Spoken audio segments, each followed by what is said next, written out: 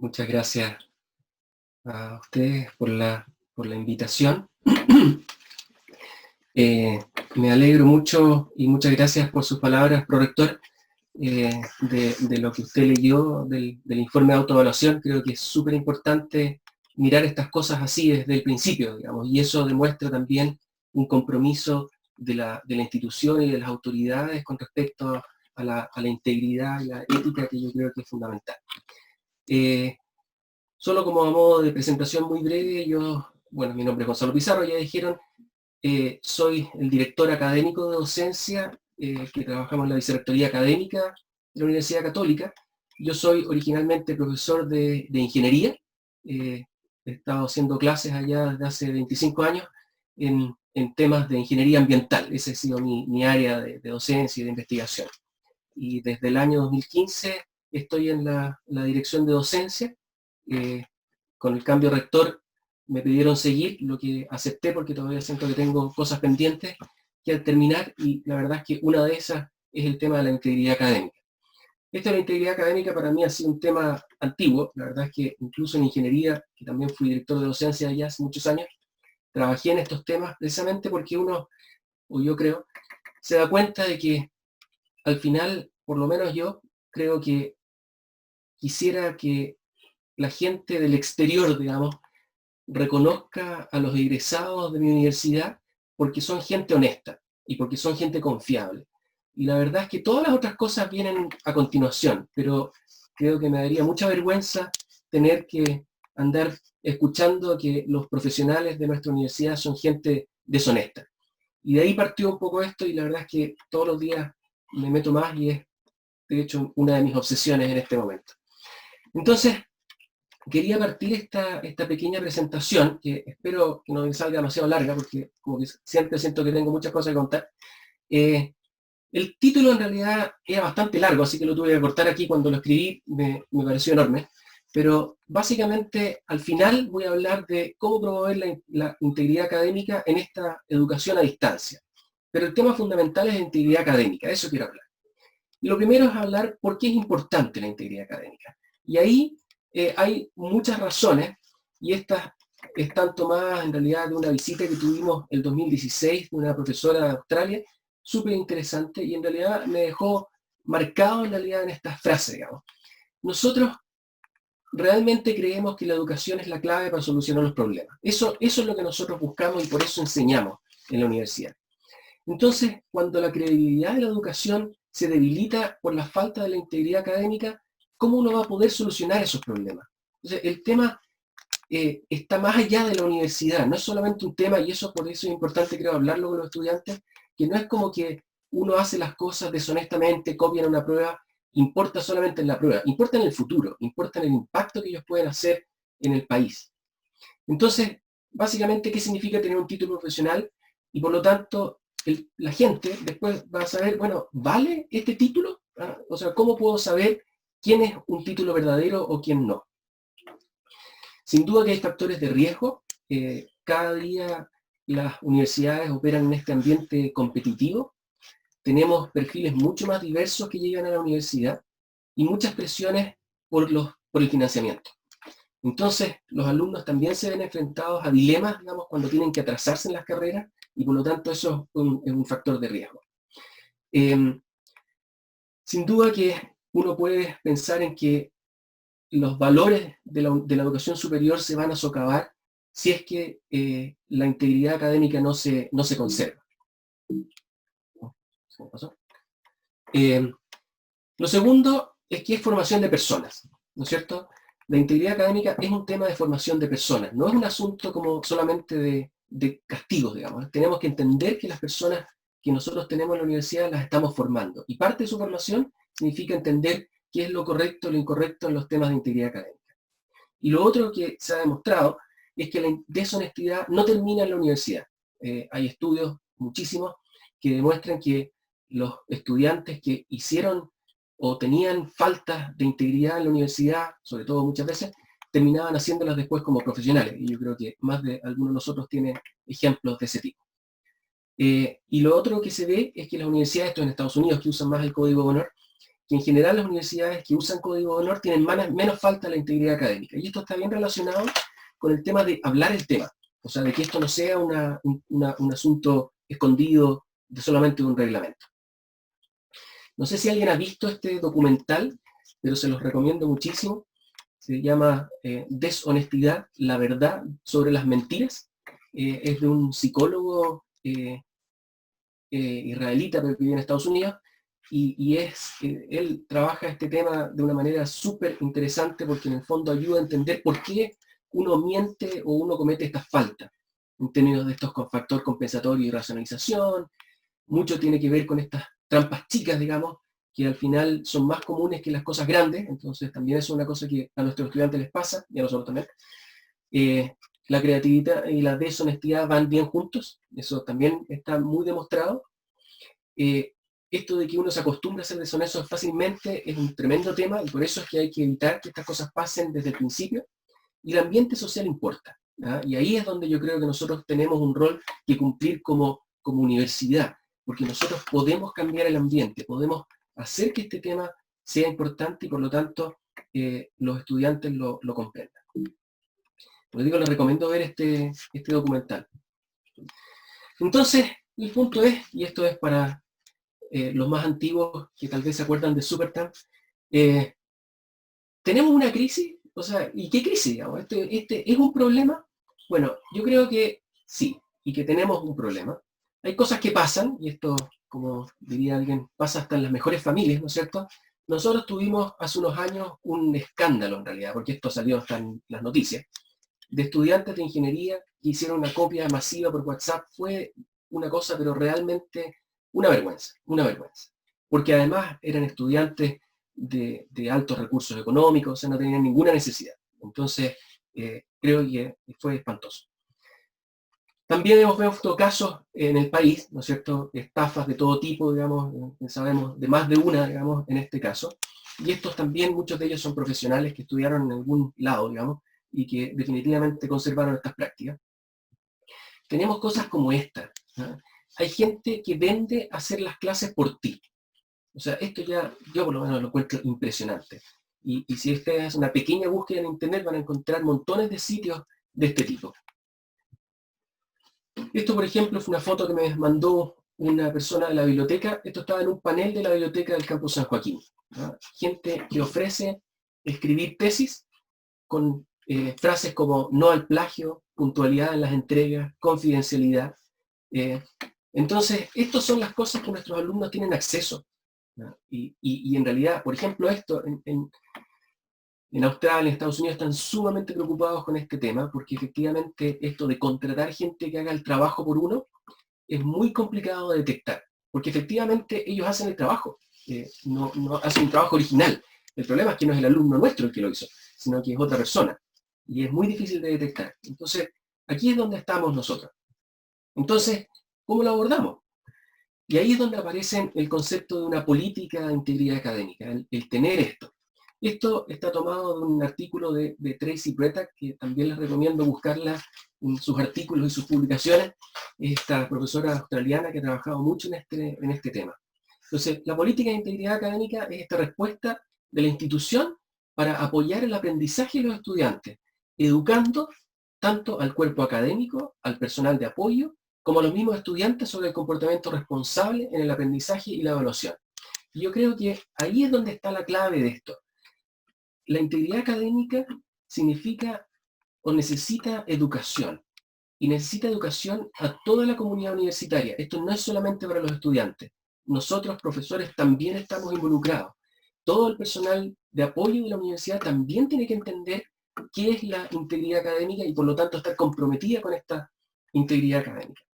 Y en ese sentido, tenemos que tener una visión compartida de qué es lo que significa esto y por lo tanto cómo vamos a diseñar actividades formativas, recursos de aprendizaje que todo el mundo pueda entender y compartir como un lenguaje común. Cuando ellos, de hecho, en Australia tenían estos elementos como una política ejemplar, digamos que le llaman, estos son como los temas principales. Primero, que tenga un acceso fácil, sea breve y clara y comprensible. un enfoque que significa o tiene que ver con un propósito de educar. El enfoque es educativo, no es punitivo. Y eso tiene que ser transversal. Definir cuáles son las responsabilidades. O sea, qué significa o cuál es la responsabilidad de los estudiantes, cuáles son las responsabilidades de los profesores, cuáles son las responsabilidades del personal de apoyo de la universidad.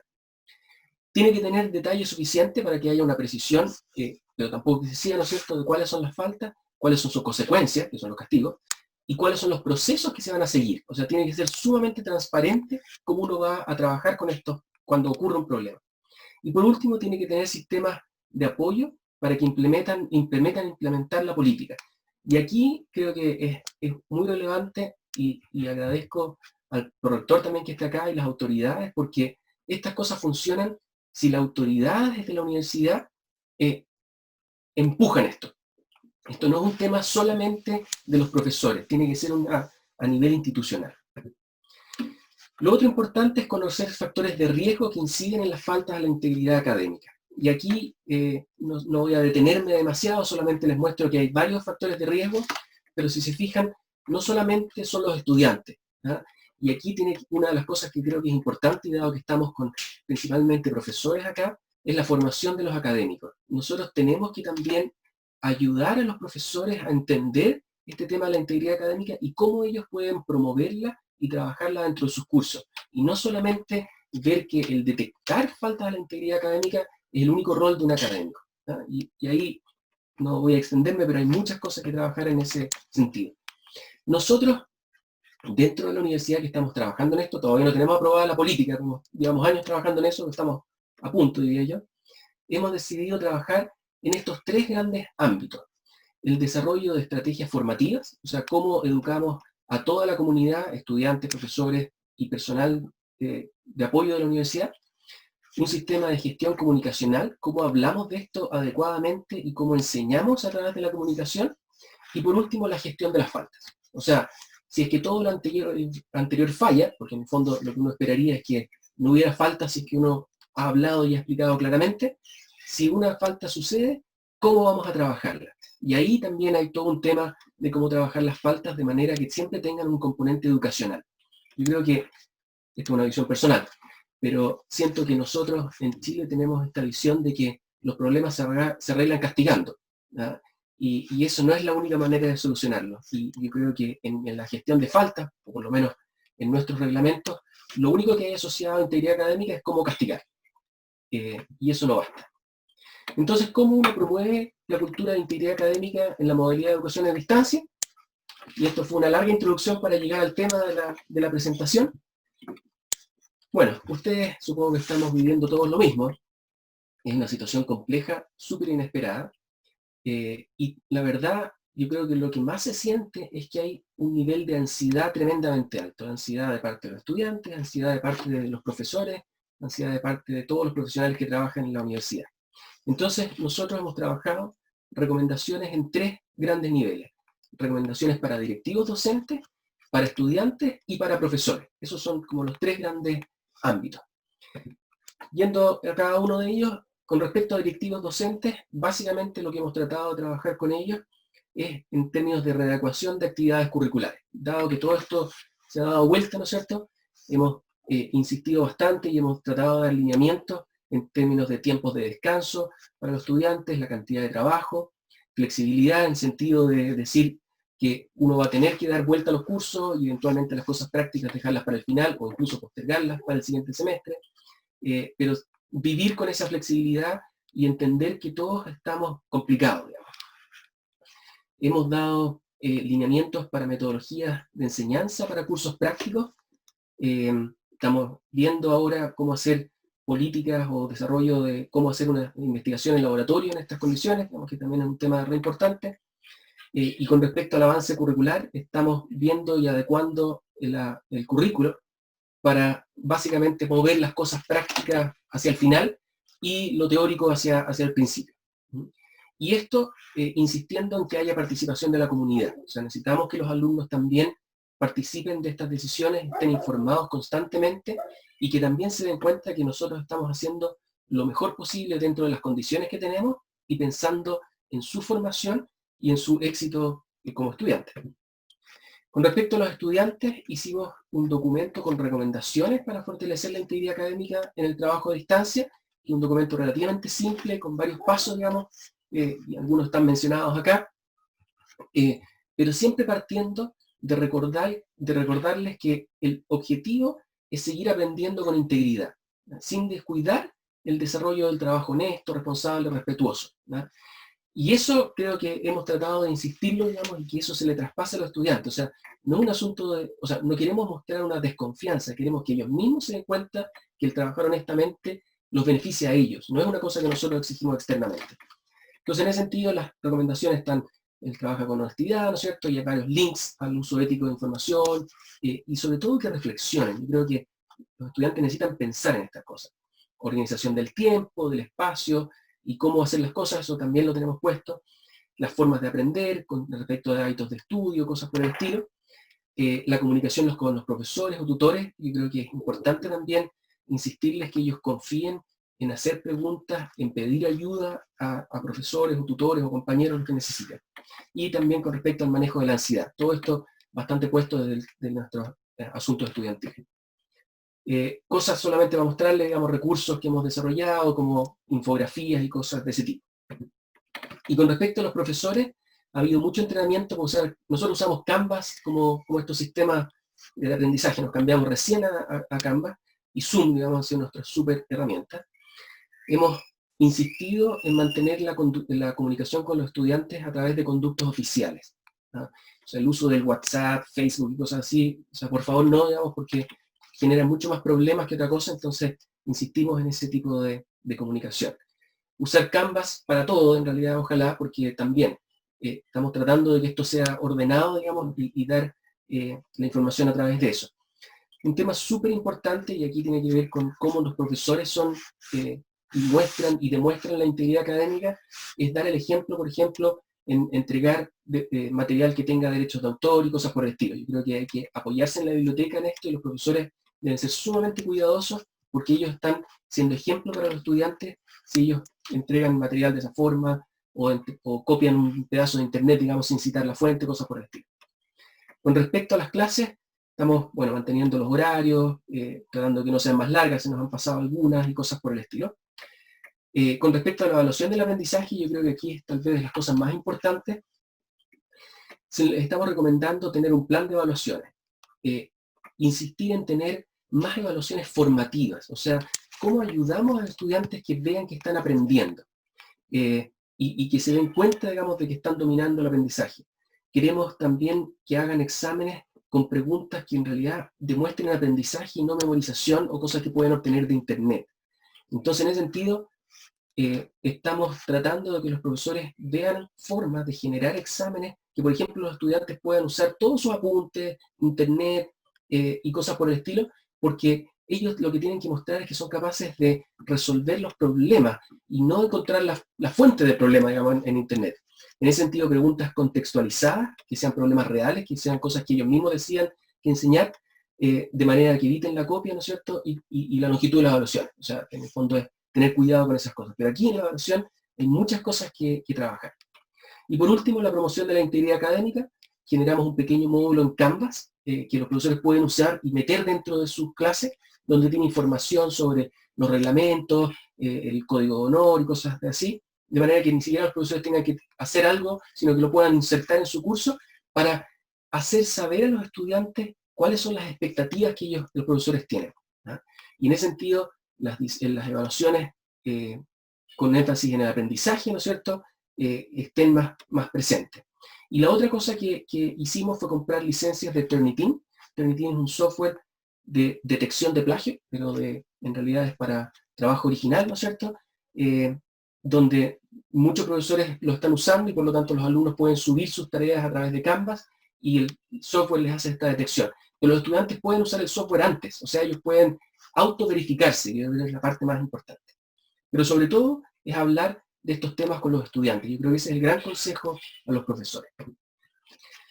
Solo para mostrarles el Turnitin, tenemos 3.000 y tantos alumnos usándolo en este momento. Esperaríamos que fueran más, digamos, pero todavía estamos introduciéndolo. Y el módulo de Canvas es este que está acá. Otros recursos que hay, yo creo que ustedes, bueno, y ustedes, el centro de ustedes puede y conoce al Centro de Desarrollo Docente, por favor úsenlo, son recursos completamente abiertos. Para este COVID, digamos, hemos armado recursos nuevos, abajo está el link, y la presentación la tienen ustedes ya, así que se los van a compartir probablemente. Vean los recursos que hay, vean lo que les sirve, está todo disponible para el uso abierto. Hay una revista de integridad académica en la que estaba participando hasta hace algunos años en conjunto con universidades de México y de Colombia.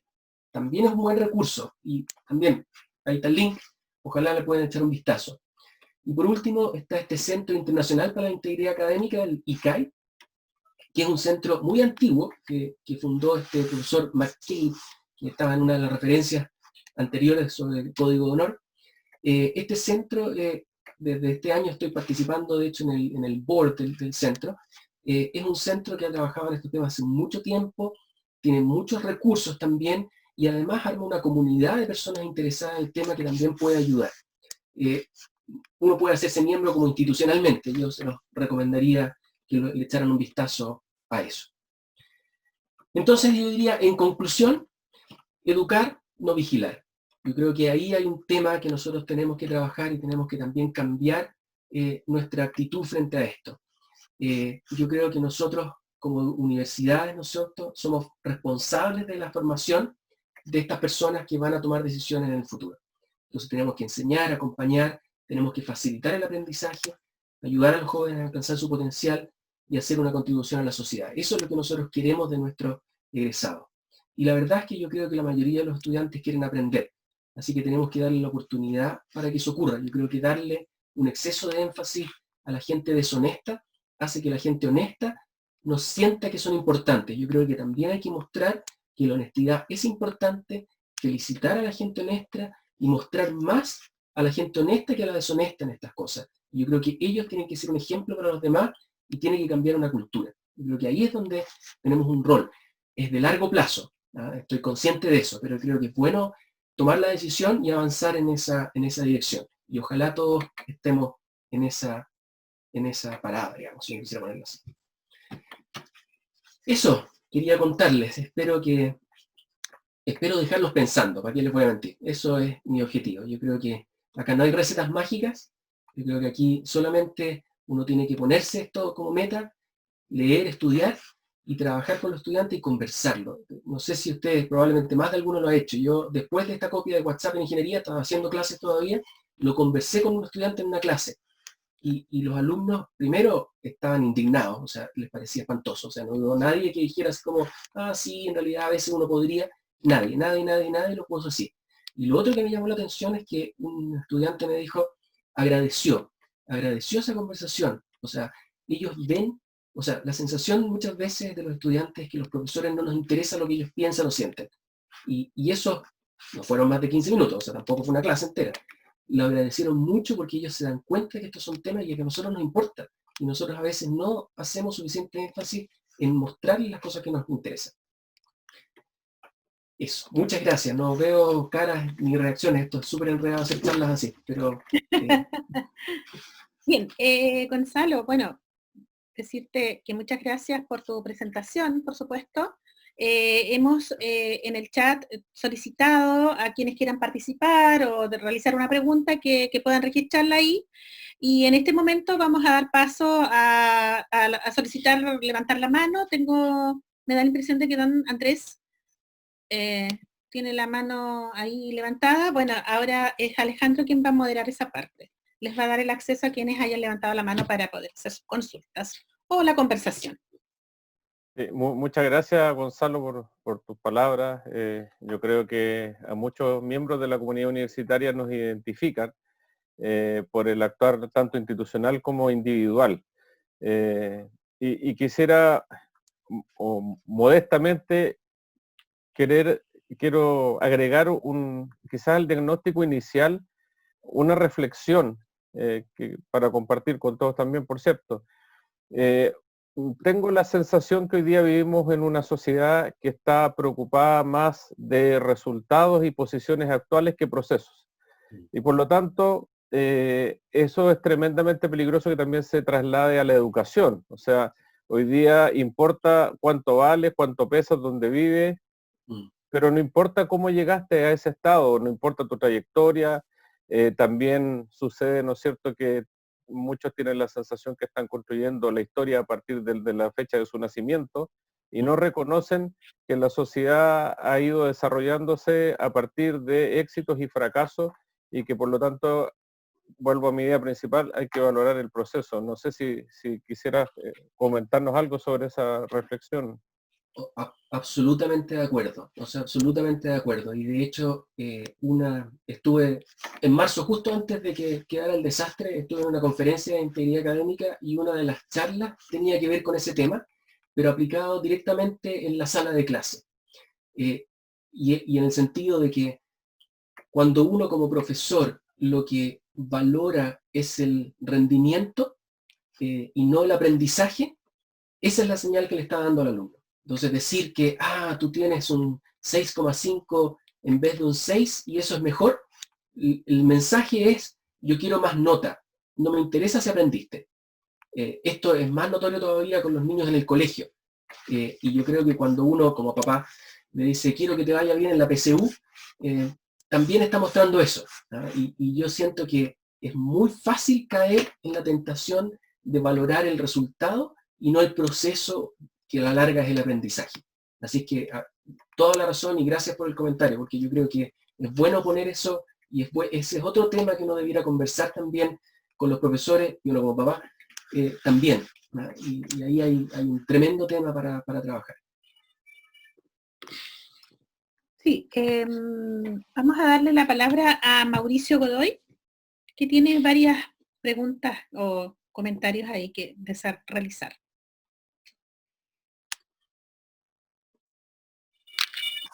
Buenos días a todos. Sí, bueno, la pregunta iba un poco relacionada a lo que comentaba el prorector también y comentando en la última reflexión, que en general nosotros hoy, como estamos con los ajustes, tiempo y las flexibilidades y la empatía que tenemos que tener con nuestros estudiantes, tenemos primero esta dicotomía de decir, bueno, ¿cómo adaptamos nuestras evaluaciones y las herramientas que tenemos? O sea, nos enfocamos a generar una muy buena herramienta de evaluación o trasladamos la mayor cantidad de nuestros esfuerzos y entregar los contenidos de buena manera, respetando y obviamente alineados a nuestros resultados de aprendizaje. Entonces, muchos docentes establecen cuál es o se preguntan cuál es el objetivo final en esta adaptación de la docencia, y al final uno encuentra opiniones diversas, algunos que plantean solamente enfocarse en entregar buenos contenidos y en general que la evaluación pase a segundo plano, y por otro lado dicen no, que es importante evaluar, profesores quizás que están más acostumbrados a una estructura clásica, de decir, bueno, yo necesito evaluar si realmente aprendieron, más que entregarles los contenidos tan en detalle y solamente quedarme con que están bien pasados. Entonces, esa duda siempre en muchas comunidades y conversaciones que hemos tenido académicas ha aparecido, entonces aprovechar y preguntar un poquito cuál pudiera ser su opinión al respecto de esta temática. Ya. Muchas gracias, Mauricio. Sí, yo creo que, o sea, de nuevo, acá no hay respuestas fáciles a esto y efectivamente estamos en un momento súper enredado, pero también, yo no sé si soy tan positivo todo el tiempo, pero hoy voy a tratar de parecer positivo. Estos igual son oportunidades. O sea, el hecho de que uno esté pensando cómo adaptar evaluaciones, cómo verificar si los alumnos aprenden, yo creo que es una buena forma de, primero, darse cuenta de lo que estamos haciendo. Yo creo que desde mi punto de vista y un poco lo que hemos visto que ha pasado en algunos cursos, hay dos cosas. Uno es que uno tiene que de verdad definir y decidir y ver con cuidado qué es lo que los alumnos tienen que aprender en el curso. Y ahí significa desvestirlo bastante, digamos, es ver cuáles cosas son accesorias, cuáles son fundamentales. Y yo creo que hay que quedarse con lo fundamental dadas las condiciones actuales. Y lo segundo, para evaluar el aprendizaje, o sea, porque en realidad el objetivo final sigue siendo que los alumnos aprendan estas cosas. Entonces lo que tenemos que verificar es el aprendizaje de esas cosas. Y ahí es donde viene la parte más compleja. Entonces yo creo que hay que abrirse nuevas posibilidades de evaluación. Dependiendo de la materia o del área, digamos, va a ser distinto. Pero la recomendación general de tener más evaluaciones formativas, más pequeñas, trabajos más cortos, que no tengan una nota asociada, y que tengan retroalimentación es una primera recomendación. Y la segunda es tener más evaluaciones con nota, digamos, pero más pequeñas, de manera de distribuir, ojalá, esta evaluación y no hacer que una prueba valga casi todo el curso y por lo tanto los alumnos estén demasiado tentados de copiar porque en el fondo se la están jugando casi todo en esa evaluación. Y la otra, que estuve, de hecho la semana pasada, estuve en una conferencia extraña en Estados Unidos, hablando de formación general, y había unas técnicas también de reflexión de los estudiantes que uno puede usar como manera de verificar si los alumnos están entendiendo lo que uno quiere. Le llaman DEAL, así D-E-A-L, que es por una sigla de describir, explicar, y no me acuerdo cuál era la A-L, era como articular el aprendizaje, eso significa. Entonces, a la larga es una reflexión escrita que hacen los estudiantes, pero guiada. Si buscan el DEAL Method, van a encontrar referencias rápidamente en Internet. Eso yo creo que también es práctico como profesor en este momento, porque no es que yo quiera ponerle nota al estudiante, pero yo creo que uno puede tantear a medio camino del curso, por ejemplo, si los estudiantes están entendiendo las cosas que yo quería que entendieran. ¿Ya? Entonces también eso lo doy como recomendación, porque yo creo que como profesores ahora tenemos que estar mucho más cercanos como a acompañar el proceso, no solamente recibir una prueba y evaluarla. Gracias. Vamos a dar paso al siguiente orden. Luis Núñez tiene su manito levantada, luego María Sangüesa, el siguiente es Carlos Araneda y después Mónica Tapia, con sus preguntas registradas en el chat. Y a continuación Marcela Iglesias. Los micrófonos van a estar abiertos para que puedan hacer sus preguntas. Pasamos a don Luis. Ya, muchas gracias y buen día a todos. Muchas gracias, don Gonzalo, por su exposición. Toca un tema que yo creo que a todos nos preocupa mucho y que muchas veces no sabemos claramente cómo abordarlo. Me preocupa uno debería suponer que en el grupo que uno le toca interactuar, ¿no es cierto?, tienen la suerte de intentar apoyar con la docencia, que no todos van a ser honestos, digamos, y que hay algunos que se salen un poquito de ese carril. Y ya pueden venir así desde la etapa del colegio, entonces la persona que es deshonesta es reversible, esa es mi pregunta. Yo espero que sí, digamos, porque si no, no estaríamos hablando del tema. Pero me preocupa el foco, porque ¿hay que ser activo con el deshonesto o hay que ser pasivo en función a lo último que usted comentó? Si nos focalizamos en los honestos, estamos asumiendo una actitud pasiva para afectar al deshonesto. Si nos enfocamos en lo punitivo, aceptamos la estrategia de ser directo con los deshonestos y quizás los mensajes lleguen más que nada a los honestos y así entonces ellos reaccionan, dicen que por qué no confiamos en ellos, etcétera, etcétera. Entonces, como que es un zapato chino. Me gustaría un poquito el detalle de su experiencia. Muchas gracias. No, muchas gracias, Luis. Es súper interesante porque en realidad efectivamente uno queda en esta situación entre la espada y la pared, si uno quisiera. A ver, tal vez lo primero que diría es, lo cortés no quita lo valiente, ¿no? Sería para usar así dichos, porque eso, el entender que tenemos que valorar la honestidad y mostrarla no significa que uno deje de ver la deshonestidad. Y ahí es donde este asunto de poner las reglas claras al principio pone la norma, ¿no?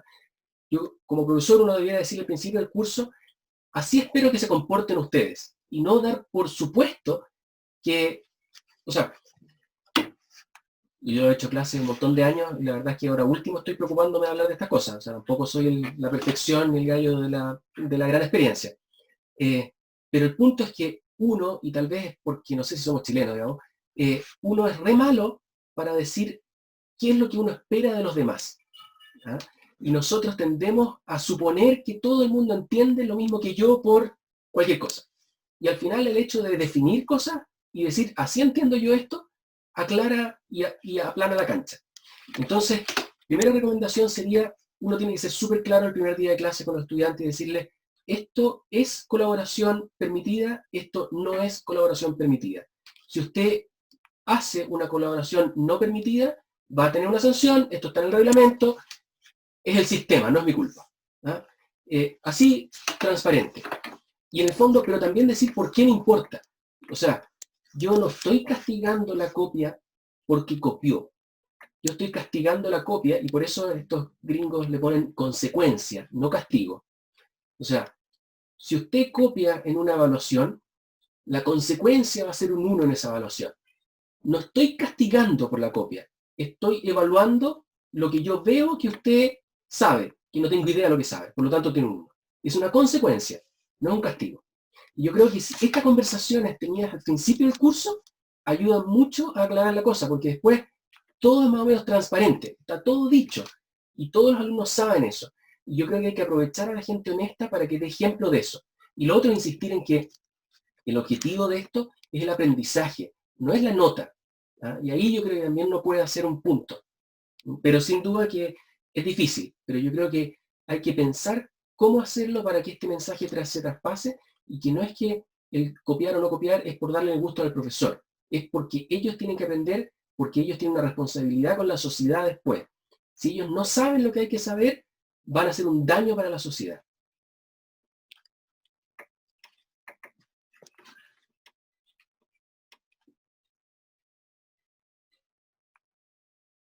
¿Teníamos más preguntas o no? Sí. Yasmín, estás estás muda. Perdón, estoy muda. Sí, ahora sí. María Sangüesa tiene una pregunta desde el chat. Luego damos paso, bueno, según como lo habíamos dicho, y terminamos con Mónica Tapia, luego María Iglesias y don Sergio Galás, que tiene su manito levantada. Perdón, pero ¿cuál es la siguiente pregunta? Me perdí ahí. Sí, ¿Hay una en el chat?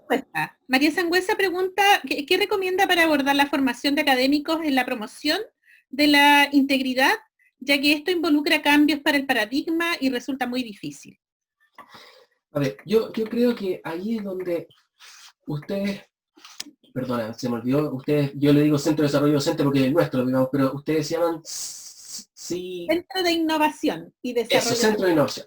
Sí. El Centro de Innovación es la gran ayuda, diría yo. Y la integridad académica no es independiente de una buena docencia. Yo creo que una buena docencia va absolutamente de la mano con la integridad académica. Así que mi recomendación sería que ustedes se apoyen en el centro, que ustedes vean cuáles son las buenas técnicas docentes, que ustedes vean cuáles son las alternativas de evaluación que existen, porque todas esas cosas contribuyen a la integridad académica. Y lo otro es leer, o sea, las links que mandé, o sea, que están en la presentación, véanlos, revisen estas cosas. Este es un tema muy, o sea, que cada día está más importante. Y yo creo que si ustedes solamente lo empiezan a hablar con sus estudiantes en la clase, como les decía antes a Luis, si uno lo conversa en la primera clase, dice cuáles son las expectativas y por qué, yo creo que ya están dando un paso. Y si esto lo hacen todos los profesores, los alumnos van a sentir que este es un tema de la universidad. No es del profesor tal o cual, que resulta que es el loco de la universidad que habla de estos temas. Bien. Don Carlos Araneda Mellado tiene una pregunta, no sé si quiere interactuar él, pero dice, es necesario en la cultura la integridad académica, que como docentes nuestra prioridad sería, ser respetuoso con los tiempos y considerar las dificultades actuales, más que el traspaso de contenidos. Es una pregunta. Don Carlos, no sé si usted quiere intervenir como para ampliar su comentario. Alejandro. Le activé el micrófono, él tiene que aceptar la notificación. Don Carlos Mellado. No puedo contestar, sí. A ver. Lo que pasa es que en realidad, hola, buenos días a todos. Apuntaba un poco a esto de que hoy día uno igual como docente se siente de alguna otra forma presionado con lo externo, porque uno igual tiene que cumplir, ¿cierto?, con un programa, con una estructura. y frente a eso igual tiene que llegar a un consenso con los estudiantes, y en ese consenso es la preocupación que uno tiene frente a estos tiempos que se están viviendo y frente a esta contingencia. ¿Qué es prioritario hoy día? Priorizar. ¿Ya? Usted decía, ¿cierto? Ahí, no olvidar que obviamente nuestro foco son los aprendizajes, que los estudiantes aprendan. ¿Ya? No la nota, sino que el aprendizaje. Pero también a mí me preocupa esto otro porque igual hay un contexto social hoy día que es distinto. Y ahí tenemos una diversidad de estudiantes detrás, ¿cierto? Usted lo dice, yo no sé qué cara estarán poniendo cuando yo estoy dando esta charla. Es lo mismo que yo me pregunto cuando yo estoy presentando mis clases, ¿qué estarán pensando mis estudiantes? O sea, ¿estarán recibiendo este aprendizaje? ¿Lo estarán asimilando? Porque yo tengo cursos donde tengo estudiantes, la gran mayoría son mujeres y las mujeres tienen hijos y están ahí, ¿cierto? Al lado, en la clase, pero también con su hijo porque es pequeñito, lo tienen que estar atendiendo. Entonces igual hay una dificultad, entonces yo hago química y le estoy mostrando experiencias, actividades, y claro, y el niño está al lado, igual le va a llamar la atención, entonces, ¿qué tan prioritario es esto? Entonces me preocupa aquello también. Por eso decía, nuestra prioridad como docente estaría enfocada en darle, ¿cierto?, a esto más prioridad que a la entrega de contenidos. Ay, qué difícil, Carlos. Yo creo que, o sea, no creo que haya una respuesta única y menos una respuesta fácil a esto. O sea, estamos todos enredados y yo creo que ahí es donde uno tiene que usar el criterio lo mejor posible, digamos, dentro de esto. Yo creo que, desde mi punto de vista también, lo más importante es que uno se sienta tranquilo con lo que los estudiantes aprenden. Entonces, ahí, y yo creo que es importante hacer la diferencia entre contenido y logro de objetivos de aprendizaje, si uno quisiera ponerlo en los términos más como de educación. No es al final lo importante los contenidos, yo creo que lo importante es que los estudiantes entiendan, en este caso en química, ¿no es cierto?, cuáles son los conceptos principales de los temas de química que uno está viendo ahí. Entonces, no sé, para pensar no sé, me fascinan los gráficos PCPH. Creo que tienen una cantidad de información y una cantidad de cosas súper buenas. Yo, por ejemplo, en un curso de química del agua, me focalizaría en que los alumnos entiendan cómo es la especiación de las sustancias dependiendo del pH. Creo que ese es un concepto súper importante. No estoy seguro si quiero que sean capaces de resolverlo en ecuaciones tremendamente complicadas, pero por lo menos pensar y darse cuenta, y dependiendo de en qué dirección van los estudiantes después, que ese es un tema importante, por ejemplo. O sea, yo creo que uno tiene que volver a repensar su curso en cuáles son los grandes aprendizajes que los estudiantes tienen que usar y que tienen que seguir usando en el futuro. Yo creo que al final nuestro sistema, que no está mal, digamos, es redundante. Nosotros enseñamos hartas cosas, hartas veces y bien repetidas, porque así van quedando.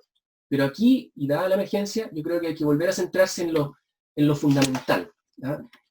Sería mi recomendación en ese sentido. Pero yo siento que hay que verlo caso a caso. Los alumnos son distintos, las situaciones de ellos son distintas.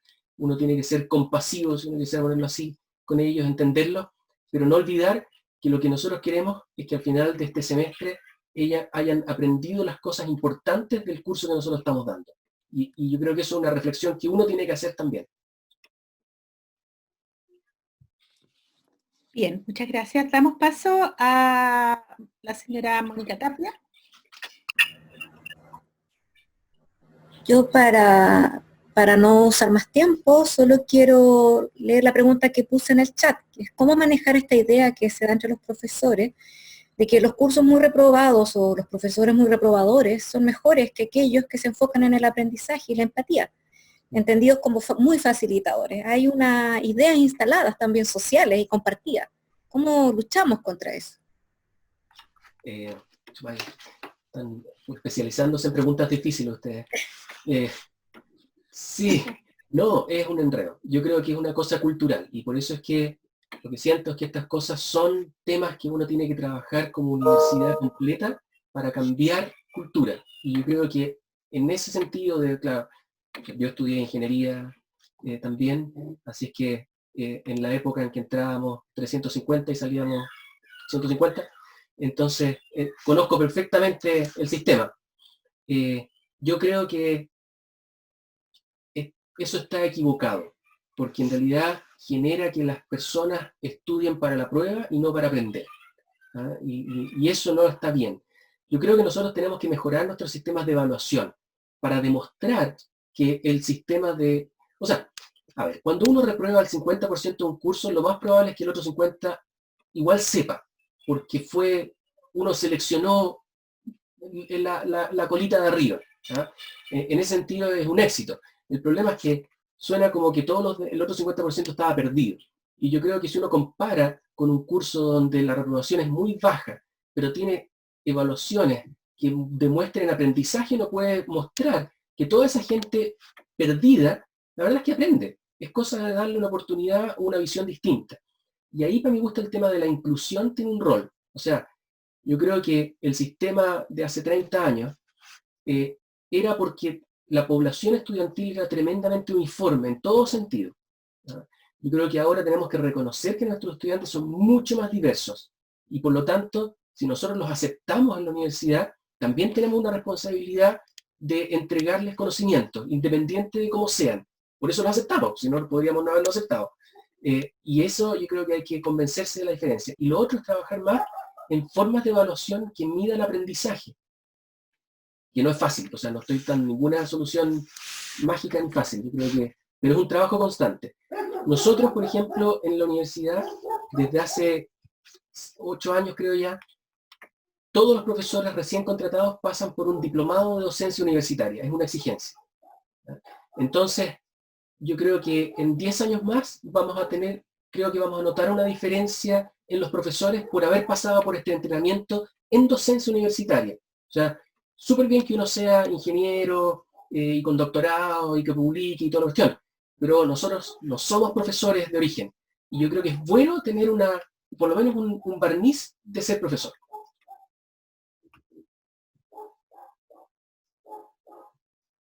Gracias, gracias. Pasamos a Marcela Iglesias, nos queda muy poquito tiempo, así que vamos a tratar de ser breves. Nos quedan algunos minutos, seguramente nos vamos a pasar un poco en el tiempo que estaba estimado. Y gracias a Gonzalo por acceder también a aumentar un poquito esta charla. Marcela Iglesias. Muchas gracias. Antes que todo, gracias por esta instancia. Primero agradecer porque en lo personal soy del departamento de la Facultad de Ingeniería, llevo a hacer matemática en primer año en la Facultad de Economía, una matemática aplicada. Y siempre me encuentro en lo que mencionaba Gonzalo, en este mundo incierto, como que soy rara, porque yo trabajo con matemáticas emocionales y que no es muy conocido, de generar vínculos con los estudiantes. Entonces, generalmente soy cuestionada como que juego con ellos, yo no juego con ellos. Y por eso iba la pregunta, ¿cómo cambiar este paradigma desde el mundo duro? Que como lo he leído a él, es de la parte dura de la ingeniería, ¿cómo empezar a generar estas prácticas que si bien no son innovadoras, porque yo creo que son de la vida diaria, es como uno es con su hijo, todos somos distintos, creo que es bueno escribir en matemática, muchos colegas dicen que no, creo que es necesario registrar en matemática porque ahí se genera el aprendizaje y yo estoy ahora en la, no sé si tampoco soy pionera en nada, pero cuesta trabajar con los colegas de matemática y quiero generar una evaluación auténtica en donde los estudiantes sean capaces ellos de decir, profesora, el curso de introducción lo tengo que hacer de nuevo, porque la verdad es que no me siento capaz de tomar un curso de cálculo y de álgebra. ¿Es posible con el tiempo llegar a esta evaluación auténtica donde ellos realmente decidan, sabe, no puedo aprobar este curso? Que le traspasemos eso al estudiante, trabajando obviamente a través, como dices tú, de pruebas formativas. Yo trabajo bastante con pruebas formativas. ¿Es harto trabajo? Sí. ¿Y los colegas lo dicen? Sí. Pero como tú mencionaste, si uno decidió hacer clase y ser transformador de esta sociedad, es la pega que nos toca. Yo lo decidí. Yo soy feliz en lo que hago. Algunos no tanto, pero quiero transmitir igual eso, que si uno está en esto es porque eso es necesario. Yo soy súper feliz haciendo estas cosas, yo lo paso súper bien. Esta modalidad, a mí la verdad es que me cambió harto porque yo juego harto con ellos en la sala. Cuando yo digo juego, hago juego de lógica matemática, los vinculo, tienen hartas carencias de matemática y eso no necesito diagnóstico porque eso se conoce. Pero tuve que buscar otros recursos en la red para generar este mismo vínculo a través de la red, porque yo ni siquiera los veo de forma corporal, porque conozco las realidades de muchos, de que a lo mejor no quieren mostrar su casa porque tienen un contexto súper difícil.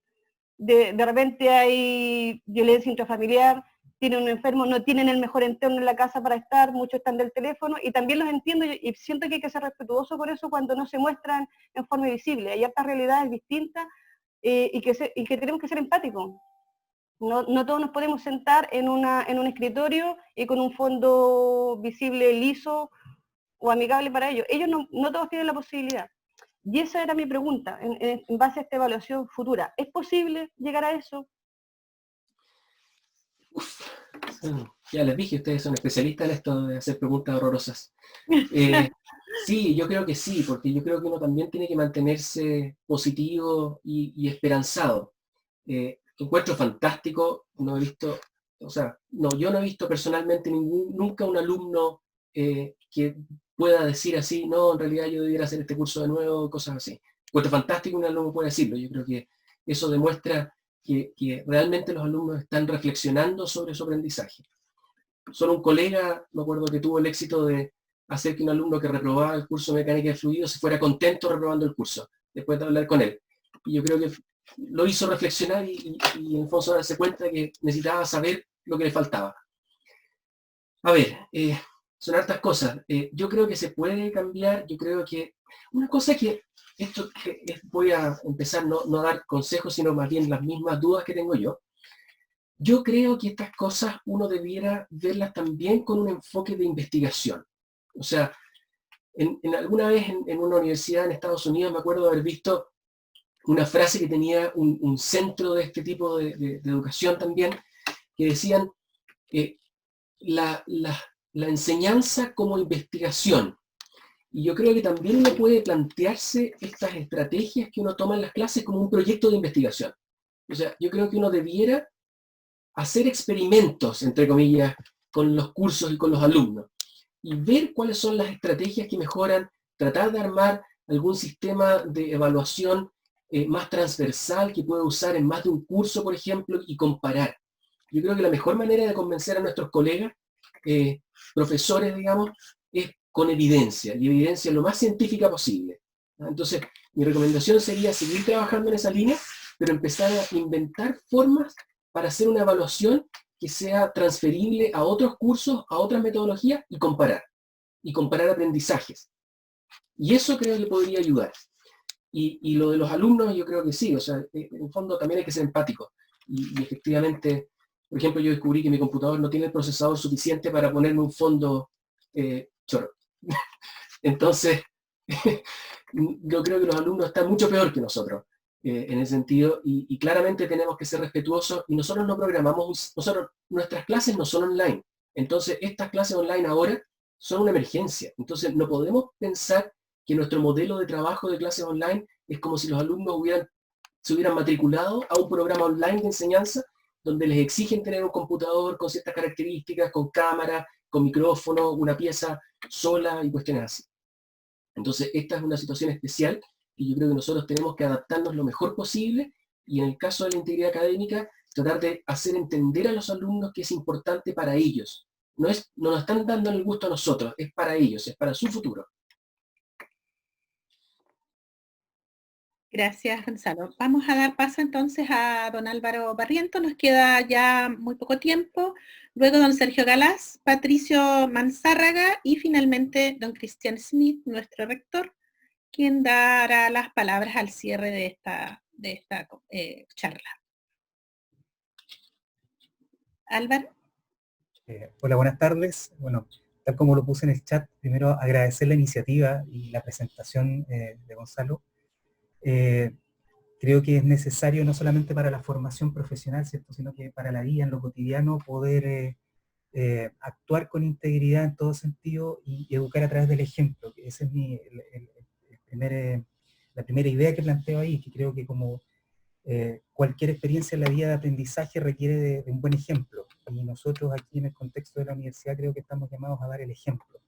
De ahí surge la pregunta, en el fondo, que también es bastante amplia, pero desde la experiencia, además de la iniciativa de conversación que podemos tener, ya sea al interior del aula, ¿cierto?, con los estudiantes, a través del Zoom o lo que sea, dentro del contexto académico, ¿cuál sería, en su experiencia, el punto de partida en el fondo? Porque de alguna manera hay que institucionalizar, comillas, ¿cierto?, la cultura de la integridad en la universidad y poder de alguna forma hacer esto de manera formal.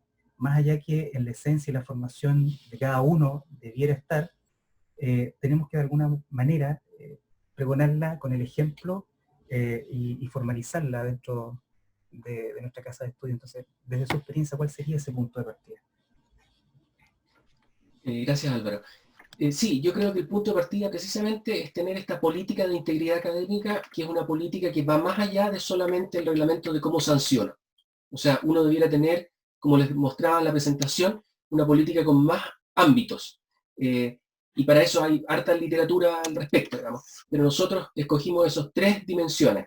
La promoción de la integridad académica, y ahí adentro hay acciones específicas que tienen que ver, por ejemplo, con el entrenamiento de profesores, dar estrategias de evaluación, de cómo hablar con los estudiantes y todo. Toda una estrategia comunicacional, que esto sea un tema de la universidad, los alumnos lo escuchen en todas partes. Dentro de la parte de promoción significa comprometer a todos, estudiantes, profesores y todo el personal profesional, digamos, de la universidad. Y por último, revisar el sistema de sanción, o sea, la gestión de los incumplimientos, que tiene que ver con cómo ver que estas sanciones primero sean adecuadas a la falta y tengan un formato formativo. O sea, por ejemplo, es muy distinto un alumno que copia en la primera prueba de su primer curso del primer año que un alumno que hace esa misma copia en el 5º año de la universidad. No debiera ser la misma sanción, porque ya tiene que saber de qué se trata esta cosa. ¿Ah? Lo mismo sucede, por ejemplo, sobre todo cuando son al principio el plagio de una tarea. Eventualmente uno podría detectarlo, hablar con el estudiante y decirle, ¿sabes qué? Hazla de nuevo, pero hazla bien. O sea, mostrarle que tiene otra oportunidad, está aprendiendo, no solamente el 1, digamos, en esa tarea, por ejemplo. O sea, yo creo que hay estrategia. Y eso tiene que ver también, uno puede hablar con una rúbrica, o sea, decir, ¿cuáles son los tipos de falta? ¿Cuál es la gravedad de la falta? ¿Cuál es la consecuencia? Y que esa consecuencia sea uniforme. Una de las cosas que por lo menos a nosotros nos ha resultado más en contra, diría yo, es que nuestro reglamento es muy vago. Entonces, en el fondo, por ejemplo, cuando pasa un caso así, un profesor puede ponerle un 1 en la tarea o un 1 en el curso. Ese es el rango que el profesor tiene para decidir, que yo encuentro que es súper excesivo, porque en el fondo los alumnos pueden quedar tremendamente frustrados con comparar que un profesor por la misma cosa le hace A y el otro le hace Z. ¿No?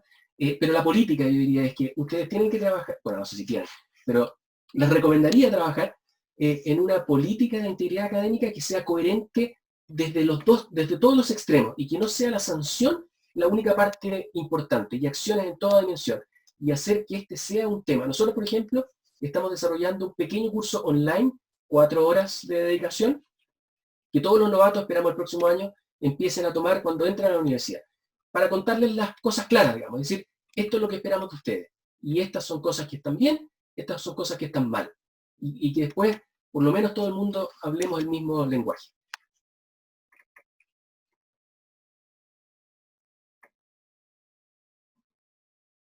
Sergio. Perdón, don Sergio Galás. ¿Sergio? Está con el micrófono apagado. Ahora sí. Gracias, Gonzalo. Muchas gracias por la charla. Ahora sí. Sí, vinculado justamente con la respuesta anterior, yo quería pedirle, digamos, que nos diga usted a través de su experiencia, dado al actual entorno tan desafiante que tenemos, no solamente en cuanto a los métodos, mecanismos de hacer nuestra docencia, también nos enfrentamos a un escenario en que los estudiantes actualmente han cambiado mucho también, como usted lo decía, y especialmente en lo relativo a lo refractario que están siendo nuestros estudiantes hoy en día a la autoridad, a la estructura jerárquica.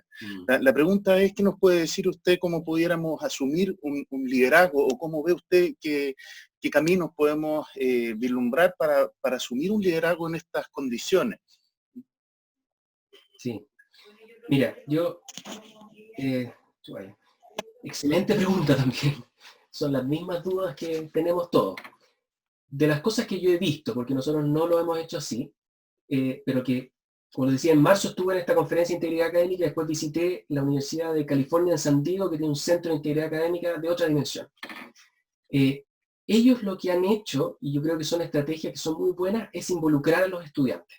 Esa es la primera cosa. Este no es un tema solamente de los profesores y que nosotros vamos a llegar con la solución. Yo creo que es súper importante involucrar a los estudiantes. Por ejemplo, en California, en San Diego, ellos tienen un sistema donde los alumnos en su primera falta, y sobre todo si es menor, tienen que hacer una especie como de entrenamiento, así como una especie de curso de entender estas cosas. Y esos cursos lo hacen estudiantes.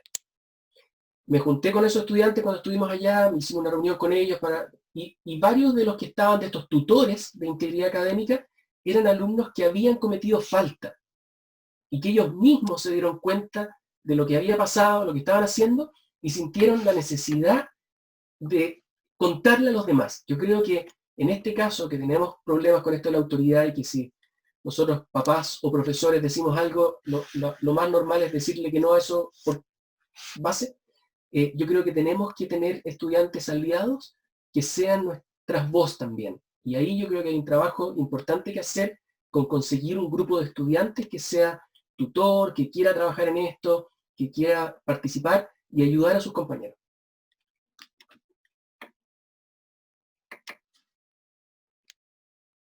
Patricio.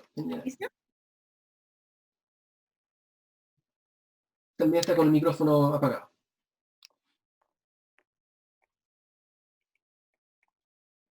Patricio. Tiene que activar el micrófono manual. Sí, lo que pasa es que estamos jugando. Mi pregunta tiene que ver con el tema de los recursos para la docencia, para la enseñanza. En un seminario que estoy participando en la Universidad de Ávila, que fue invitado por el sistema aquí de la universidad, ellos parece que no están en este sistema por el hecho de la pandemia, sino que ellos ya asumieron este método online para todas sus actividades. Y ellos usan muchos recursos, realidad virtual y un montón de recursos y software específicos, pero me llamó la atención que habían dos que eran súper importantes para ellos. Uno, en que en cada una de las sesiones charlas tienen un moderador, tienen alguien que los apoya técnicamente, informáticamente, porque los profesores no saben mucho de informática, qué sé yo, ellos saben de su disciplina, y tienen alguien que lo está apoyando en cada sesión. Ese es un apoyo. Y el otro apoyo, que ellos dicen que hay un grupo, un equipo dentro de la universidad que los apoya también en cuanto a los recursos que los profesores necesitan, como los videos o las presentaciones o el uso de software para poder mostrar al alumno, porque las actividades que ellos hacen son bastante interactivas y son bastante entretenidas. Entonces es muy distinto que uno en la el problema de plataforma. Ellos usan Blackboard, por ejemplo, tú estabas hablando de Canvas, nosotros usamos Moodle, que son un poco parecidas, pero en cuanto a ese tipo de recursos, yo creo que es sumamente importante, porque yo creo que esta cosa de la enseñanza a distancia parece que llegó para quedarse, no solamente por la pandemia.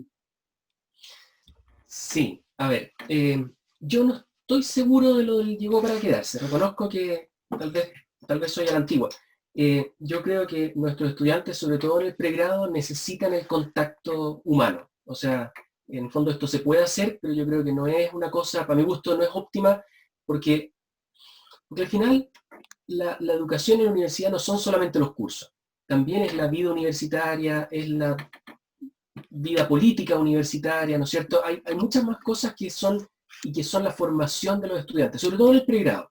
Yo creo que los magísteres es mucho más fácil porque hay gente que ya está formada, ¿no es cierto?, que ya no necesita esas cosas y puede focalizarse en el aprendizaje. Dicho eso, yo creo que debiéramos usar más las tecnologías en nuestras clases. O sea, el modelo de clase expositiva y de contarles lo mismo que ya está escrito en los libros, en todas partes, eso sí ya pasó. Y por eso es que nuestros estudiantes se aburren, no van a clase. Entonces nuestras clases debieran cambiar. Y yo creo que buena parte del cambio, uno, es convencerlos de que ellos pueden informarse y leer afuera, cosa que también cuesta.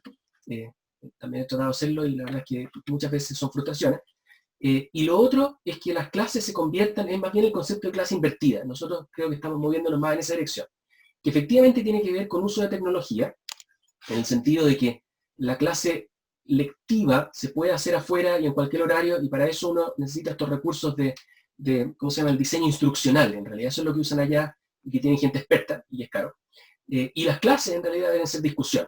Y en el fondo cómo uno verifica que la gente aprendió lo que vio en la otra parte. El problema es que es caro, y yo creo que ese es nuestro, o sea, nosotros, es un problema de Chile, o sea, somos un país más pobre, y yo creo que hay que inventar cosas distintas. Mi impresión, y esto también es de una conferencia que estuve en España hace algunos años atrás, es que yo miraría un poquito más a España. Yo creo que España tiene, a pesar de ser bastante más poderoso económicamente que nosotros, yo creo que tiene una idiosincrasia y también parte de sus problemas económicos más parecidos a nosotros. Y por ejemplo, estuve en una charla de un profesor que hacía, ¿cómo se llama? Los podcasts, grabado nomás. Porque él decía, mira, nuestros estudiantes, que yo creo que también es una cosa que pasa en Chile, pasan mucho tiempo en el transporte público. Entonces, un video no es tan simple de ver en el transporte público. En cambio, un audio lo pueden hacer en este tiempo de transporte. Entonces, yo creo que hay que hacer una mezcla de cosas y ver cuál es la que mejor se adapta a nosotros. Lo que sí tengo claro es que deberíamos pensar en cómo salir de la clase lectiva típica y movernos a una cosa más por el lado de la clase invertida. Pero claro, el asunto de los recursos es una limitación y no creo que nosotros podamos salir demasiado luego de eso. Pero hay que ser imaginativo, yo creo que ahí es donde tenemos posibilidades de inventar cosas. Muchas gracias, Gonzalo.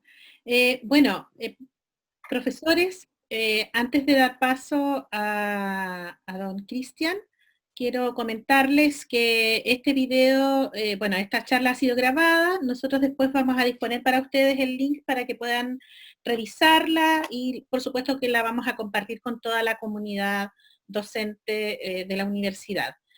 Damos paso ahora a las palabras de don Christian Smith, nuestro rector. Adelante, por favor. ¿Su micrófono?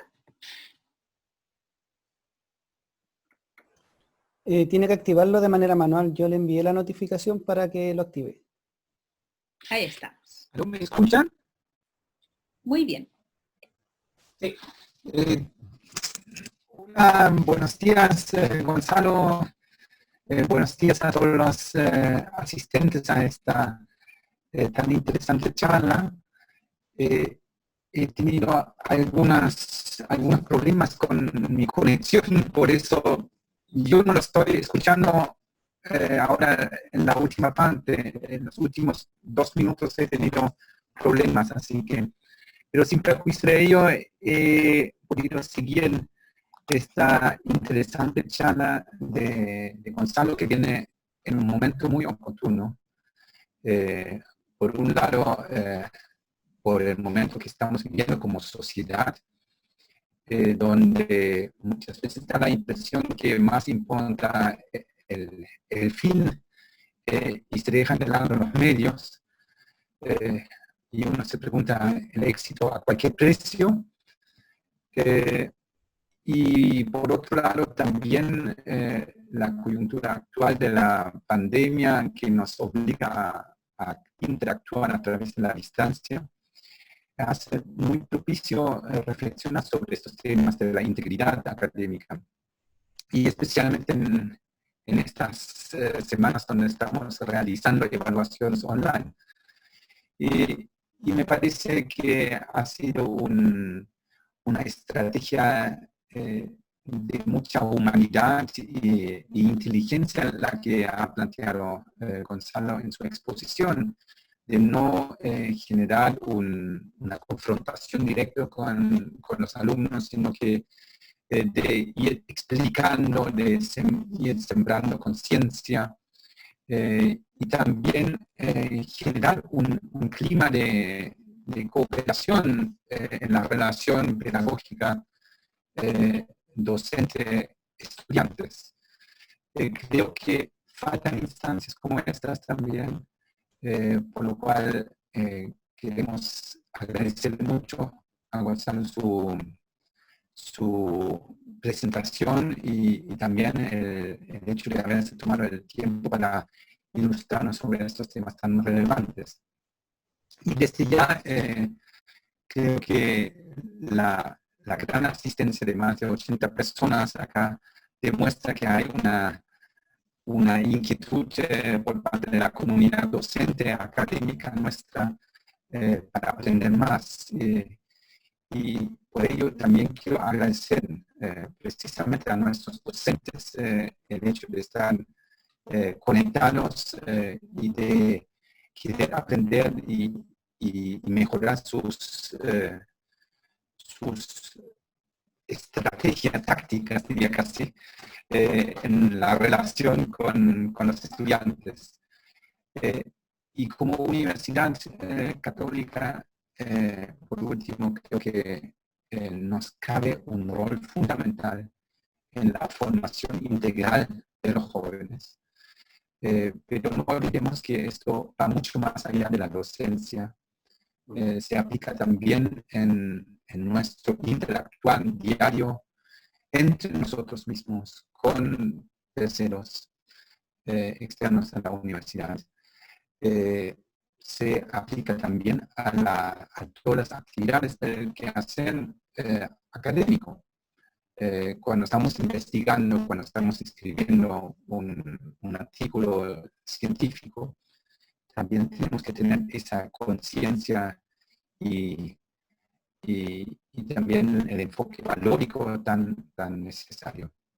Así que muchas gracias nuevamente a Gonzalo y a los organizadores del chat en la persona de Yasmin.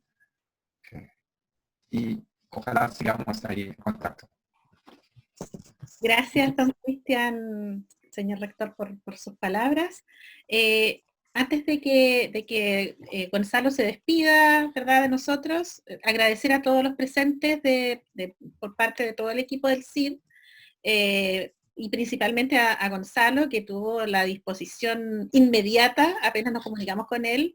En un día logramos inmediatamente contar con su presencia. Así que muchas gracias, Gonzalo, porque de verdad este es el inicio de un tema tremendamente relevante para todas las instituciones de educación superior, como es el tema de la integridad académica. Sin duda es un punto de partida para lo que tenemos que enfrentar. Y también estamos claros de que esta pandemia nos ha cambiado, digamos, la forma de hacer las cosas, y por supuesto tenemos que estar mirando hacia estas nuevas temáticas que se van a ir presentando, y tal vez, ¿por qué no decirlo?, a cambios de paradigmas de la educación superior. Vuelvo a insistir en que vamos a tener disponible toda esta información. Les vamos a pedir algo que es un poquito más lúdico.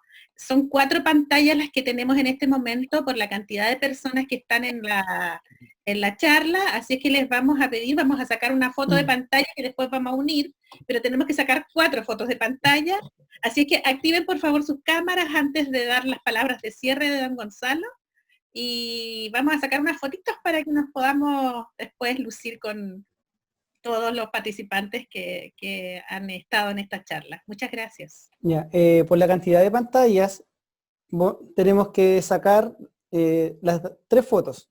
Ya, así que en cada foto que yo diga ya, ahora con la mano levantada, todos tienen que levantar la mano, ¿ya? Así que vamos a partir por la primera fotografía. Así que todos con la manito levantada, 1, 2, 3, ahora. Ya, tenemos la primera. Ahora vamos a sacar la segunda. Así que me voy a dirigir a la página 2. Así que ahora todos de nuevo con la mano levantada. La mano, porque no sabemos si estamos en la 1. Así que por eso, no saben si están en la 1 o en la 2. Así que todos con la mano levantada. Ahora. Ya, tengo la segunda foto y ahora nos vamos con la página 3. ¿Ya? Así que todo... Así que ahora, todo de nuevo con la mano levantada. 1, 2, 3, ahora. Ya. La última más desordenada, pues. No, hay 3 páginas con... ¿3? Ya, a mí me parecen 4. Ok, ya. Bien, Gonzalo, tus palabras al cierre, por favor, y finalizamos con esta charla. Bueno, primero darles también las gracias por la invitación. Yo a ustedes les dije, esta es una de mis últimas obsesiones. La verdad es que yo estoy convencido de que este es un tema súper importante y siento que tengo que hablar de estas cosas. Y yo creo que eso me ha motivado, digamos, hace ya tiempo hacerlo. y por otro lado, me gusta mucho la idea de estar en una universidad católica también. O sea, yo creo que tenemos muchas cosas en común y debiéramos aprovecharlas también en ese sentido. Me gustaría, y les dejo completamente disponible.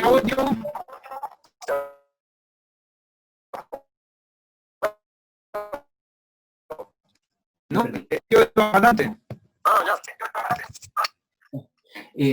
Lo que les decía, quiero dejarlos, o sea, por favor, pídanme lo que necesiten, yo les puedo mandar información, compartir todo lo que hemos trabajado de la política de integridad académica, pero les recomiendo trabajar como internamente. Yo creo que estas son cosas que tienen que ver con una cultura institucional y tienen que conversarlo adentro, pero todo lo que yo pueda facilitarles, estoy absolutamente disponible. Les agradezco mucho esto y como decía el rector, nosotros estamos formando personas, que son personas integrales, y yo creo que ese es nuestro rol, y ahí para eso estamos.